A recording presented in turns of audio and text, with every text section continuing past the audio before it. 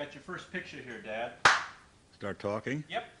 Okay, this is a picture taken at Dawson College, which is one of McGill University's colleges. It was an Army training center during the war, Royal Canadian Air Force, I think. And they had all these returning veterans. So this was an all-male campus, more Army stuff. The guy on the left is Olaf Naas. He was from Norway. He had a couple of nice scars in both the palms of his hands where the Germans had hung him on meat hooks trying to find out where his brother was who was in the resistance. Now the other man with Dave Race, that's Dave Race, who's with Olaf. I don't know how I can explain it, but the girls were crazy for Olaf. Dave was your quintessential Englishman. He always wore London shirts. A typical day. When that wind blew off the St. Lawrence, I tell you, there wasn't much snow, but it was something else. All the girls that worked in the mess hall, the first thing they bought when they made their money was a big full-length fur coat. Where is this right now? This is in the same place. It's Dawson College, McGill University's satellite, down one of the streets. What town? Oh, it's near Montreal. Yeah, actually, it's at Saint Eugene, I think. And what year was this? This is what year? 1948, I think. 47 or 48.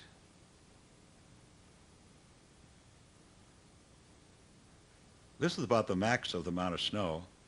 Of course, these buildings were nice for them because they had the steam plants and they were heated. They were warm. I don't remember many hardships or anything. It was just, there was a couple of big assembly halls that they used for lecture halls. And I don't remember too many small classrooms. We had excellent teachers. They were given a chance. They could either teach down there or quit. So they took some of their... What had this been before they turned it into an auxiliary campus? Oh, it was an Army thing. I don't know the history of it. I think it was Royal Canadian Air Force. I'm not sure of that. Might have been just, military stuff. Right, now, I believe this is at Lake Placid at the parking lot Yeah, there. we went up. You can see the ski jump on the right side. There's a ski jump, and there was some contest. I can't remember what it was. Yeah, it was fun. We drove down there. One of the students that I knew from Canada had a car. What are we looking at here? This is flying to Alaska. Okay, that was the place they call the 10,000 Smokes. This is one of the landing places near Anchorage. The air traffic in Anchorage, even in those days, exceeded LaGuardia.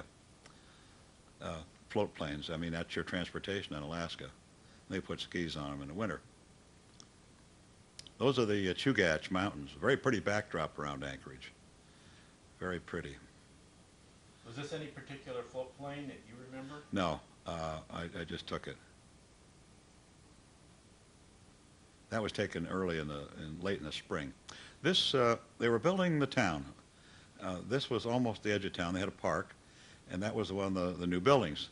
When I was up there again, with Dana about 10 years ago, this building's completely engulfed by other buildings around it. Was it a school? No, I think it's an apartment house. Now this is flying from Anchorage out over the Bering Sea towards Dutch Harbor. And that's typical of what you see, these high cliffs.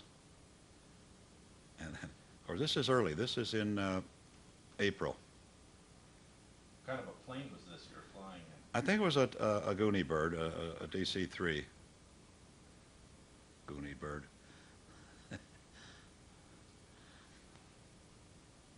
It's just shades of gray. Gray, and that water looks so foreboding.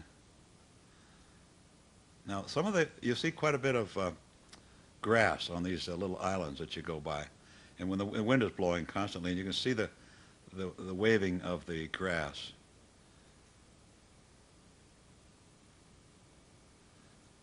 It's beautiful, but it's a gray beauty. Was this about as clear a day as you'd get up there? Well, I think this is quite common to have these clouds. A clear day like we think of in California, that's forget it. Now this was a clear day.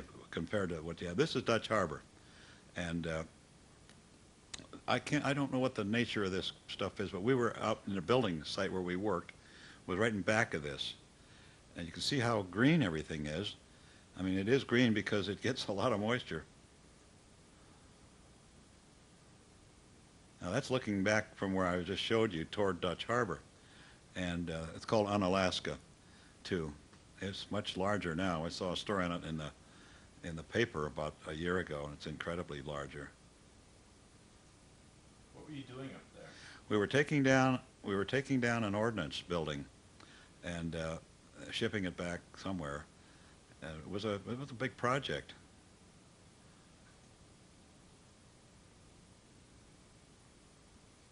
These are the remnants of the military presence, but you see how barren this country really is, except for that endless green covering it has. That's deeper than it looks, that grass, I might add. These are, yeah, the whole area had these buildings. They were so afraid of the Japanese going to come and bomb them or something. Is that why they were so spread out? I think so. The Navy had most of the base where we stayed. We stayed in an old Navy base. Yeah, this was an unbelievably clear day. I can't identify all the people. And what do you think they were doing at this point? Oh, they were out touring. We were brought out there to go to work, and we hadn't started yet. We had a day. We actually rented a boat, and we were out there in the middle of the harbor, and one of these, what do you call them, small whales, a killer whale showed up. This is Captain's Bay. Is that right next to... I don't know. You know, it's, well, we didn't have much time. We worked full time. We didn't have time to fool around. It was a good job. I came home with money. Here's one of the docks looking out. I think this is the bay you mentioned, Ken. Yeah. Some of the inlets that come in with the water running off the mountains, they're just teeming with grayling. You could almost walk across it. Just unbelievable. Then a lot of the Indians on the other side of the bay were drying their fish for their dogs and for the winter. Little smoky fires from seaweeds and stuff.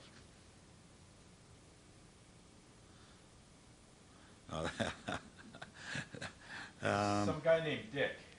That's Dick. That's yeah. I'm trying to think where we took this picture.